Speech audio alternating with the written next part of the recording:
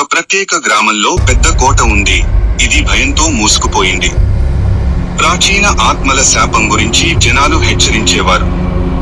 ఒక రాత్రి ధైర్యశాలి రవి మరియు అతని స్నేహితులు అంజలి, కుమార్ హెచ్చరికలను ఉల్లంఘించి లోపలికి వెళ్లారు.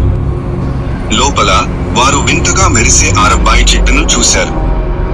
లాంతరు ఆరిపోయింది మరియు ప్రాచీన భాషలో గుసగుసలాడే భూతాల వంటి రూపాలు కనిపించాయి. ఒక ఆత్మ కోట కోసం శాపితులైన ఆత్మల జైలుగా ఉందని వెల్లడించింది. శాపం తొలగించడానికి రవి చెట్టుకు రక్తం అర్పించాడు. ఆత్మలు అదృశ్యమయ్యాయి మరియు వారు తప్పించుకున్నారు. గ్రామస్తులు వారిని అదృష్టవంతులుగా పరిగణించారు. కోట మాత్రం అలాగే నిలిచిపోయింది. దాని గుసగుసలు శాపం యొక్క చల్లని నిదర్శనంగా మిగిలిపోయాయి. ఇకపై ఎవరూ లోపలికి వెళ్ళడానికి ధైర్యం చేయలేదు.